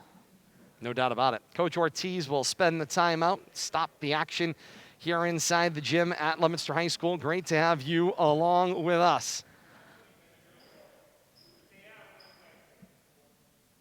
Going to be a situation where going to be very interesting to see how Leominster is able to respond after their efforts against Quabbin last week. I know we've kind of been belaboring that point, but an interesting, very telling test today going up against the 1 seed in Oakmont. Like you said, if I'm the coaching staff, I'm very pleased with that first half effort that that Leominster has, and of course, room to grow, as we know, tends to be the spiel that we get from any coaching staff on any team. There's always room for improvement, but like you said, a great first half effort by Leominster. And there is a technical foul that has been assessed. Oh. As there were 6 Spartans on the floor. That's not helpful. Ouch. Coming out of a timeout there. That's unfortunate. Oh. Technical foul gets assessed. that's one of those cases where, you're coming out of the timeout huddle, and of course, coach says, okay, you're in, you're in, you're in, you're in. He's making a few changes, and then one more person heard you're in than was actually supposed to be out on the floor at any one point. So you get the technical, 2 shots in the ball for Leominster. Unluckily for the Spartans, it doesn't come at a time that's problematic, but in the playoffs, things like that cannot happen. Perez hits that one, puts Leominster over the 40 mark. I'll have to clean that up. And Leominster keeps the basketball with a mid-court inbound. Delichiai for Viola. 1:20 to play here in the 4th quarter. And Kate, I would ask, I'll turn the same question back to you with your Spartan coach, Dan Ortiz. Are you pleased with the overall effort? As that one from Halstead is long in the mark. We'll go back to Oakmont. Are you pleased with the effort, or do you review that first half and go, we left far too many opportunities on the floor, we gave the basketball away far too much, and we missed far too many shots in order to be going into a playoff next week? I think that's absolutely what you have to do, because you've been undefeated. And so whether or not you've been, truly tested in that situation, you cannot go into the pod playoff thinking that there isn't room for improvement. And everybody can see that first half for the Spartans, they were in need of improvement. Number one, their shot selection. Number two, executing their shots as well. We've seen much better out of them here in the second half. But yes, I would absolutely agree. You don't want to be complacent going into the playoffs. You want to be hungry, and you want to be hungry for a win, and you need to make adjustments in order to do that. Halstead's jumper in the wing won't go. Kirkland swiped it on the rebound. It found its way to McKenna. McKenna couldn't find the handle. It ends up back to Perez. The foul line jumper is good. 58-42, 30 seconds to play here in the 4th, and the shot clock still on. No, now off. Into the corner. That was Abishan getting his first touch. Kirkland's going to hang on to it, and they are going to dribble it out. Final 15 seconds to play here in the 4th. Classy move here for Coach Dan Ortiz. A nod to the Blue Devils for a fantastic basketball game thus far, but there is nothing they can do but watch. The final seconds fall off the board. The Spartans are going to finish this COVID-modified basketball season a perfect 8-0. 58-42, Oakmont over Leominster here inside the gym at Leominster High School on this Saturday afternoon. What a basketball game it has been. What a way to bring the curtain down on the regular season here inside the gym at Leominster High School. It's only just begun. We are not done with basketball yet. Got a whole lot more action coming up next week. You're going to want to stay tuned for that. Keep it locked right here to Rivalry Family Media, and we're just getting started.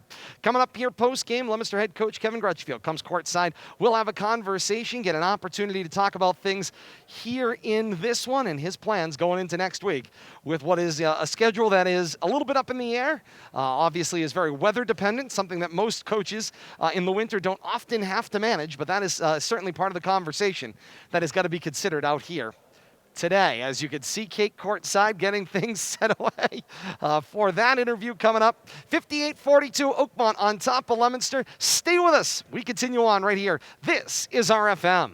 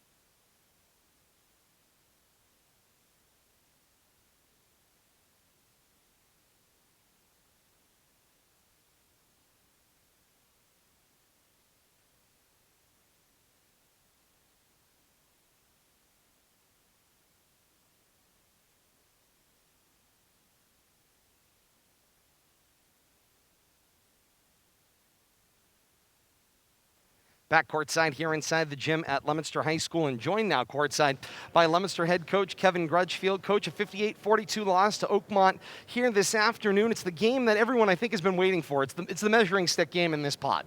You got to see where you are against the team that came in undefeated.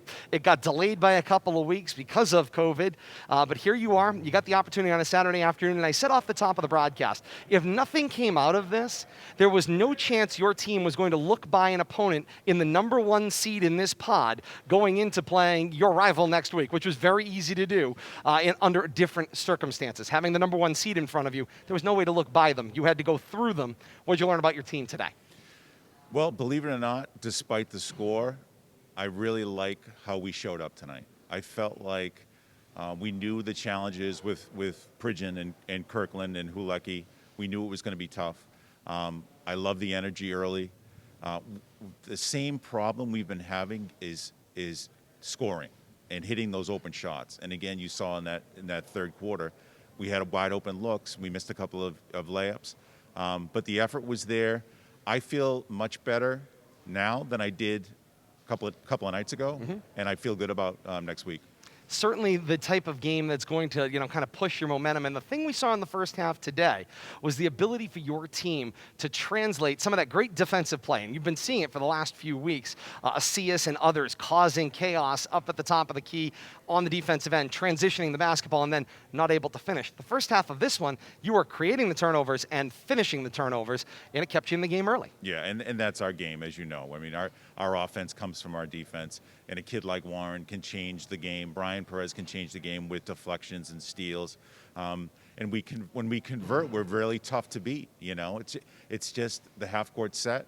Still need to work on that. Still need to execute offensively, but our man-to-man defense is what's going to take us as far as we're going to go, so we'll see what happens. When you were looking at the situation coming into today, and we mentioned it off the top of the broadcast, Justin Dada not available, young player, sophomore, but has kind of that air of responsibility and respect among his teammates. He's been kind of that guy that kind of helps hold everything together out there.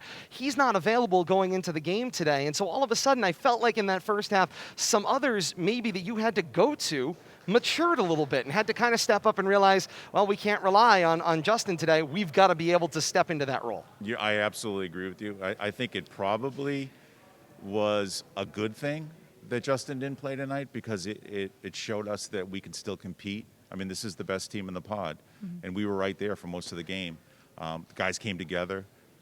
Guys picked each other up tonight, really worked hard. So hopefully we get Justin back, but if not, I feel really good about where we're at.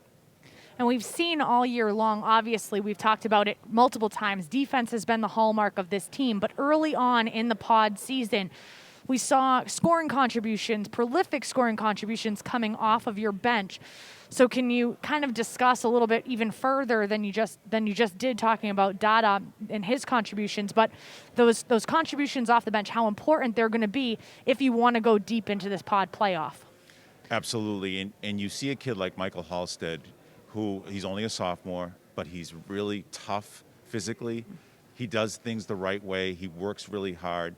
And that's kind of infectious to the rest of these kids that are coming in. Alex Moisen, this is his first year playing organized basketball. He's a junior. And he's got to put some weight on. He's got to get stronger. But he comes in and he gets a deflection and he hits a wide open shot. That helps us. We need our bench to step up.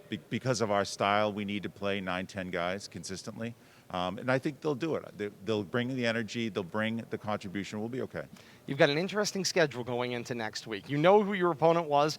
We know it's Fitchburg. We know it's on the road at the Doug Grudgefield Fieldhouse. We know all those things that are coming up for next Wednesday. But you've got a strange week coming up. It's vacation week. You've got this odd schedule.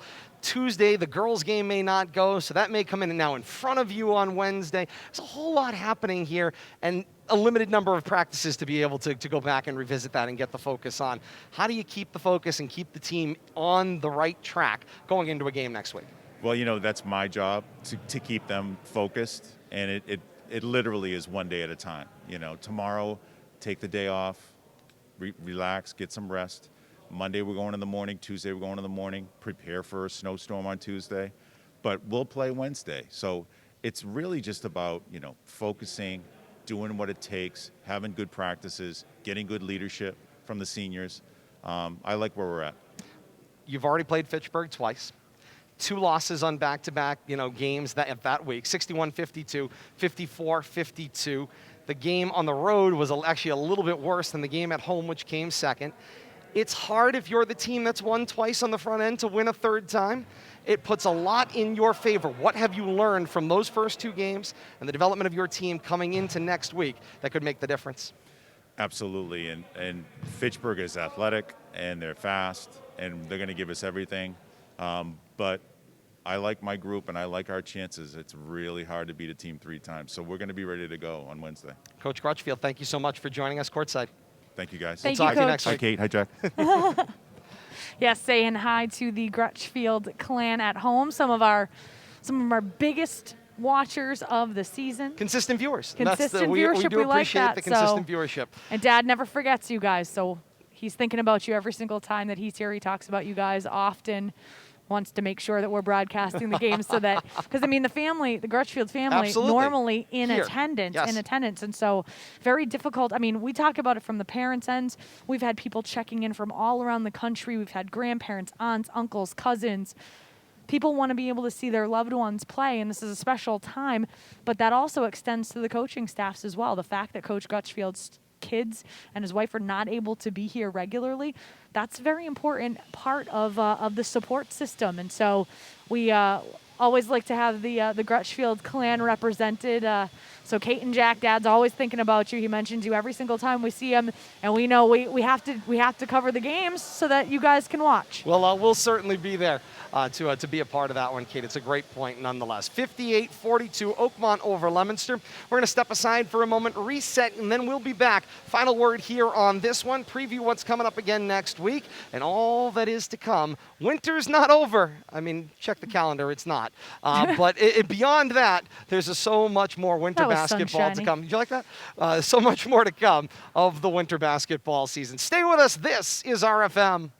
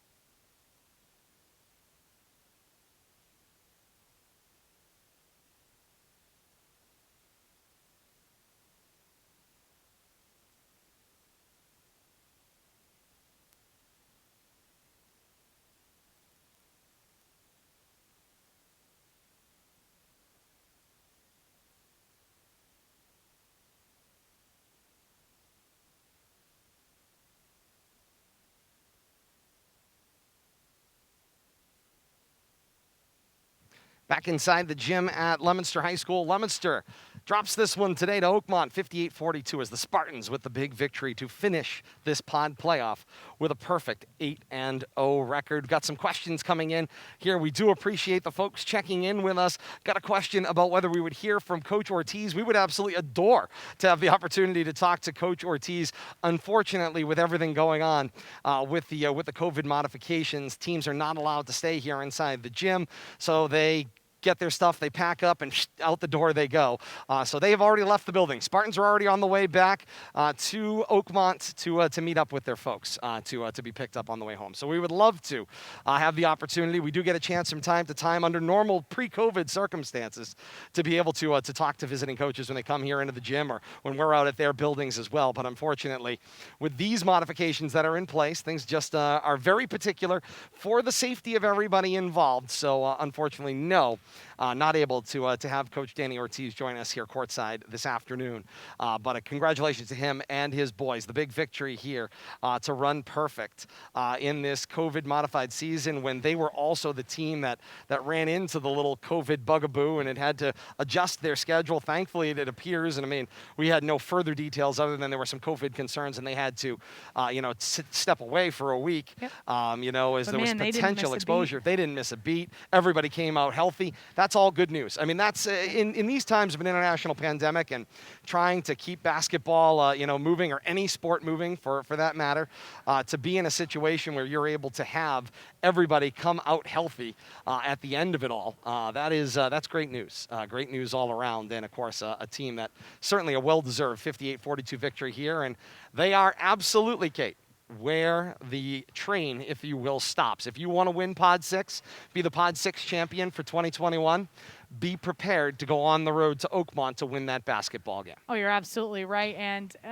when they walked into this gym, I mean, just the sheer confidence and just the calm amongst that team to have they're very impressive from the bus through the warm-ups. There's just this sense of just calm amongst them. They know how we know what we're doing. We know what we're doing. We know how calm we are. And at no point, even being down early on, was there panic. At no point was there panic. And to be able to be that sure of your ability and to be able to be that sure of where you stand amongst things in the pod, a really impressive effort on their behalf. And again, we've seen teams be cocky, and that's not what we saw today out of Oakmont, out of the Spartans. It was not cocky. It was sheer confidence. You could see from their upperclassmen leadership through their coaching staff all the way down, even to their youngest players, there's just a sense of calm. And that's something that, other teams aspire to be able to do. But you heard the positivity coming out of Coach Grutchfield. His team is making strides. They are very young. They're very talented. And he likes the direction that they're going in as well. I do think that the 4-team mix that's going to be, especially on the boys' side, in my estimation, there's a little bit more parity, in my opinion, on the boys' side than there is on the girls' side. So Certainly. I'm very excited, especially the top 3 teams, to see how they mix and mingle and match, because there's a lot of good basketball on that side of the bracket that I'm very excited to be able to watch. Obviously, anytime you get to have yet another bite at the rivalry apple, it's like waking up for Christmas morning. So we have that on the girls' side and on the boys' side. So we are very lucky to have that Leominster-Fitchburg matchup for the boys and the girls. And the kind of nice thing here, we don't talk about it a lot at the high school level, but there is that sense of the only people that are allowed in this building right now are basketball players. Well, after February break, that will change. But right now, the boys' teams and the girls' teams, they're intertwined. And the fact that their fates and their seedings and their positions for Fitchburg and for Leominster are the same, it's just kind of a cool thing, because the boys know what the girls are going through. The girls know what the boys are going through. They've got similar fates. They're both very young squads. It's been a lot of fun to see on both sides of the ball, see the maturation, see the improvement, see them be able to overcome some hurdles, and see some pretty decent basketball on both sides. So I'm excited for the week ahead. I know that you are. You're always excited about these types of things. And so we're in for the long haul, and it'll be very exciting to see how things develop over the next several days. Well, and Coach made the note about having to go day to day. And I mean, when you just think about, as you mentioned, what the athletes are going through at this point, they are student athletes, which is, a really important point to keep framed up in front of us. They've been living through, obviously, this international pandemic, being able to see each other to compete athletically. They haven't been in the building together on the daily for their education now in a matter of months at this point, and that's on the horizon for both Fitchburg and Leominster students as well. Coming up on the other side of this break, Leominster more immediately, much closer to the other side of break, so that's got to be weighing on their mind as well going into next week. Is they got to go back to the building where they've never been, even though this has been their home for anywhere between 1 and 3 years for some. You've got all of that anxiety to go with as well. You and I are in the position though that both of our schools have the two schools that we work in have been hybrid for quite some time now. And to see the students come back into the building, to get a little bit more normalcy under their belt, to be able to be back in their home amongst their peers, there is anxiety that comes about it. We don't want to get into a political conversation, but at the end of the day, this is their home. And at the end of the day, these are their friends. And to be able to have the opportunity to have kind of the larger student body around, again, we're not going to get into the political aspect of things, just on the emotional tenor for these student athletes. Like you said, they're carrying the emotions of having to have been outside the building. After February vacation, they're going to have to carry the emotions of being back in the building part-time. It's going to be very interesting, and the same is going to be the same can be said for the fall 2 athletes, because they start up on February the 22nd, and that's when Leominster is supposed to be coming back in the building. And on the Fitchburg side of the ball, they're going to be coming back, I believe, March 1. Yeah, in March. It's a little later. So it's going to be very that fall 2 season. I think you're going to see even more. There are just a lot of variables, and just again, we harken back all the time. The fact that they're playing the games is special. The fact that everybody's remaining healthy is special. The fact that all of the schools are working hard to try to get people back in the building, trying to bring back some sense of normalcy. These are extraordinary times, and I think that the coaching staffs, I think that the student athletes especially, are doing a masterful job, and I commend them for doing the best that they've been able to do. No question about it. And of course, speaking to the anxiety point that Kate, referred to, if you look at the situations that both of our schools have been in, her school went right back off the start of the school year. Mine was hybrid through November and then went back. And to me, I think remote. It was remote, and then went back into the building hybrid beginning in November, right after the Thanksgiving point. And so I think there's an important point, though, that at least I saw in my building to help ease that anxiety, and I see it on the horizon for Leominster families and student athletes as well. That testing program that they are putting in place. The mayor announced it a couple of weeks ago. I think it is not to be undervalued, both for the students, which they are going to do pool testing for. Learned a little bit more about that, by the way. There's a great video out there that the Mass Teachers Association put out talking about pool testing and how that works. Finally, I now have an understanding of this. So you're going to see this pool testing coming up, and this helps a little bit for parents to understand. Basically, pool testing, they will test 10 people in a pool, and I was like, well, pool, how are you putting pools together across? So you get 10 people that come to a location. You have one tube.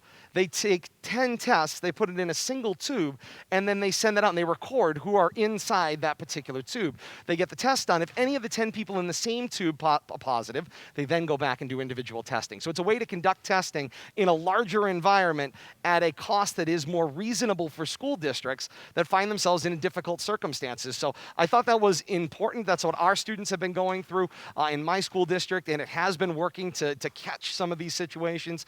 And then, of course, I know for our faculty, being able to have weekly testing has certainly made the difference for us as well, as our faculty has weekly individual PCR testing. So certainly I know that is things that school districts, as they're looking to transition back, are looking into. And I can't say enough, like Kate said, without the political involved, I can't say enough how much that testing helps people feel safer and more normal and able to resume their activities and to do it with a peace of mind, which I think is what everybody is looking to do as we now start to work our way forward toward things that look or at least hopefully feel a little bit more normal in the weeks and months to come. So I give all the credit to the student athletes that are going through all of that point. Hopefully that helps to paint a little bit more of a picture for those that haven't been necessarily maybe directly involved with this or aren't seeing it every day. I think that's a really important point to consider as well. And that's the kind of the backdrop, the frame with which they are setting up all of these athletic activities in order to try to, again, make this as complete a high school experience as student athletes can possibly have with their education, an international pandemic, athletics, extracurriculars, all of those things, and nothing but questions. I give a lot of credit to the administrations, the athletes, the teachers, and all involved to try to make this work under these difficult circumstances. We mentioned the schedule for next week, Kate. It's important to take a look at. If you weren't with us off the top of the broadcast, That's your pod. That's what we know of the Pod 6 playoffs. Those are official. They were official as of yesterday, as there was nothing that could happen that could upset the proverbial apple cart in either the girls or boys brackets. So this is the layout as things go. Girls are on the top, boys are on the bottom as we take a look at the 4-team pods. So on the girls' side, Quabbin finished as the top seed. Quabbin and Fitchburg finished with identical 8-1 records. If you look things up on the home team website from our friends at the Telegram, they actually listed Fitchburg ahead of Quabbin, and best I can figure, if you look at the stats that the Telegram uses, they moved things out to point differential and actually broke the tie that way. My understanding of what happened in Pod 6, Fitchburg and Quabbin had identical records. They went to head-to-head. They had split in their 2 matchups earlier this year, and so that's not able to be used as a tiebreaker. They basically drew lots or flipped a coin, and the final decision came out that Quabbin would be the number 1 seed, Fitchburg would be the number 2 seed, both with those identical 8-1 records. So for Quabbin, that means they host Oakmont coming up on Tuesday, February the 16th. And for Fitchburg, that sets up the first of the 2 matchups between the arch rivals Fitchburg and Leominster, as the Doug Grudgefield Fieldhouse will play host to Leominster at Fitchburg on Tuesday, February the 16th. We'll have more details on that in a second. Stand by. And then on the bottom half, you see the boys bracket, and that's how things shook out. The only real difference, you reverse that left side of the bracket. Oakmont finished on top. Quabbin finished in the 4th position. You saw Oakmont here today wrap up a perfect COVID-modified basketball season, finishing 8-0, and Coach Danny Ortiz's bunch finishes in that top spot, and they will host Quabbin on Wednesday, February the 17th, and then on Wednesday, February the 17th, it's right back to the Doug Grudgefield Fieldhouse. Leominster travels to Fitchburg in that 2-3 matchup. Both Leominster-Fitchburg matchups will be right here on Rivalry Family Media, either on Tuesday and Wednesday, or if the snowstorm goes the way that we are told, the contingency plan is a doubleheader on Wednesday. Girls, then boys, is the way they have laid out that doubleheader possibility. And those games will be right here on RFM. I mean, nothing says rivalry more than anytime Leominster and Fitchburg get together. And we got them twice next week, either on the same night or on nights back to back. And then we move to the pod finals. You see the layouts there. For the girls, the pod final is locked at the top seed, whomever the top remaining seed is after the semifinal rounds on Thursday. So that is Thursday, February the 18th. For that one, either Fitchburg or Quabbin will host that one, depending on who the top remaining seed is, as the 1-2s in that bracket for girls. And then the pod final for boys, Friday, February 19th, either Oakmont or Fitchburg will host in that circumstance, in that pod final, depending on who is left. We are working to get, as we said during the broadcast, approval and work with our partners out there at some of the other schools through their community access stations, through their huddle cameras, and anything else. Pretty much at this point, I'll take a cell phone video in order to get that signal back to us and to be able to provide coverage, regardless of Leominster's involvement for the region here via Rivalry Family Media, as although we are very closely associated with Leominster and have been for a very long time and will continue to be, I'm sure. Leominster and Fitchburg are 2 of our primary schools of coverage, and then, of course, after that, it's anybody around the region, and we've been fortunate enough to get to cover some great games featuring other schools, and we want to bring this pod final for both boys and girls and conclude this Mid-Wach Pod 6 playoff action right here on Rivalry Family Media. So we're going to keep working on stitching that together, but we can tell you next week for sure. It's Fitchburg and Leominster on Tuesday and Wednesday, or only on Wednesday.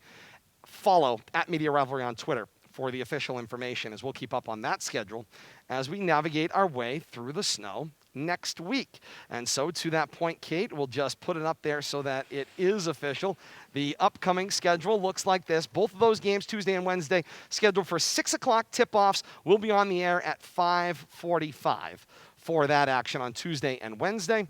If it goes to a Wednesday doubleheader between Leominster and Fitchburg, girls, then boys was the layout from what we have been told. And then we're told 4 and 6 o'clock, although I have heard rumors of 5 and 7. Either way, somebody will tell us what time to be there, and we'll start 15 minutes before that first one goes on the air, as that is our plan at this moment in time. Kate, an opportunity for a final word here on what we've seen over the last 5 weeks as we go into this pod playoff next week.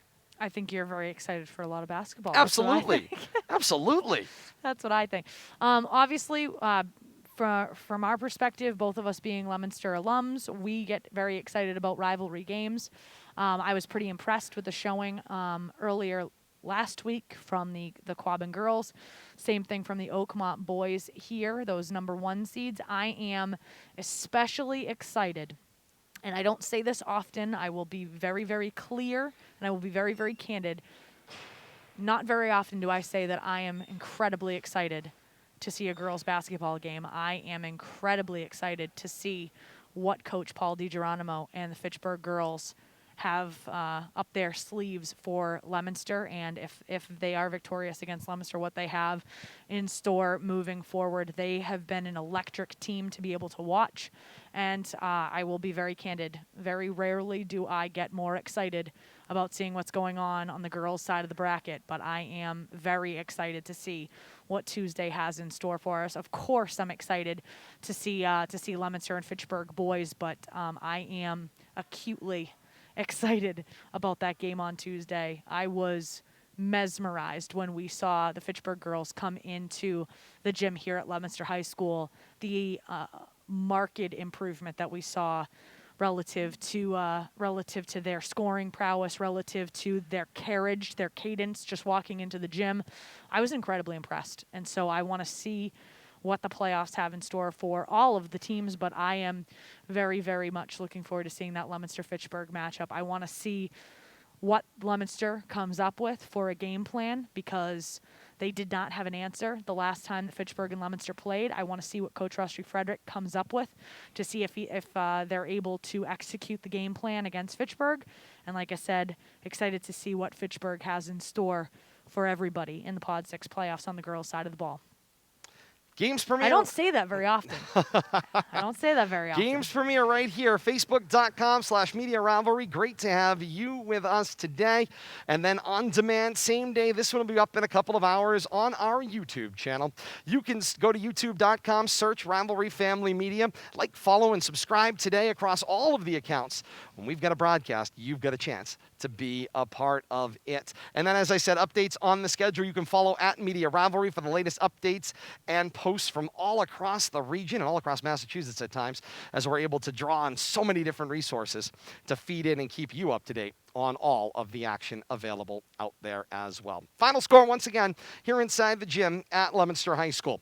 Oakmont, a winner today over Leominster by a 58-42 mark. Spartans finish perfect 8-0 in the pod playoffs. Leominster finishes at 5-4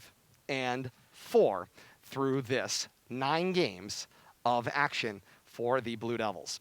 58-42, Oakmont over Leominster. Pod playoffs on deck, and all of it to come right here on Rivalry Family Media.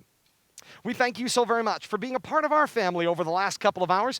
Very much enjoyed bringing the excitement into your living room, and so much more of it to come. Stay with us. We are just getting started in this 2021 calendar year with broadcasts here on Rivalry Family Media. For Bill Thomas on assignment, Kate Robbins along with me doing yeoman's work. I thank her so very much for her support, and say happy Valentine's Day once again to her. She's thrilled. You should see the look from long distance. Nonetheless, we continue. Happy Valentine's Day to one and all. Hope you get to spend the day tomorrow with your sweetheart, wherever you may be. For all of us here as part of the Rivalry Family Media family, I am Todd Robbins. Until next week, we say so long, everybody.